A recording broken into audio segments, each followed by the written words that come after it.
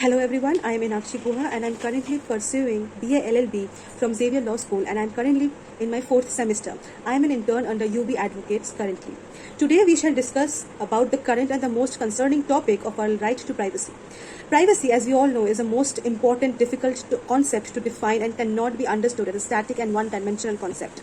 It can only be construed as a group of rights. It is clear from statistics by the government presented that in every 79 seconds an identity is being stolen, acknowledging the fact that privacy concern is the wildest increasing crime of these days. The right has recently been read into Article 21 of the Indian Constitution by the Supreme Court, but it has become a burning issue regarding the concerns raised against the government's initiative to collect personal data from citizens. Not only the right to privacy, but the data protection bill itself is at stake. The definition of data protection bill gives that intermediaries provided in clause 26 of the bill itself is very vague. Moreover, the power of the intermediaries to verify their users themselves can prove to be a big challenge to the government in the long run. This might overlap with the powers of the government to regulate intermediaries under Section 79 of the Information Technology Act 2000. Clause 35 of the same bill provides that wide power of the government to exempt an agency or department from partial or complete application or department of the data protection law.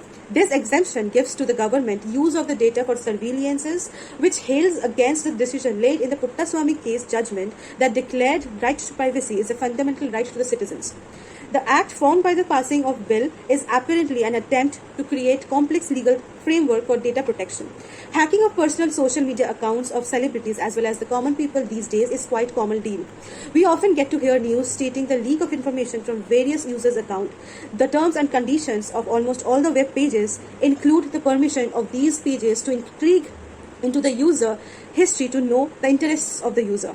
Hence, privacy is one of the major contemporary concerns of the constitutional law, giving it a tough target of dealing with this issue. The right to privacy is recognized as a basic human right under Article 12 of the Universal Declaration of Human Rights 1948, which states that no one shall be subjected to arbitrary interference with the privacy of family, home or correspondence, nor to attack upon his honor and reputation. The right to control dissemination of personal information in the physical and the virtual space should not amount to the right of total erasure of history. This right, as a part of the larger right of privacy, has to be balanced against the other fundamental rights like the freedom of expression or freedom of media or freedom to democratic society. Thank you.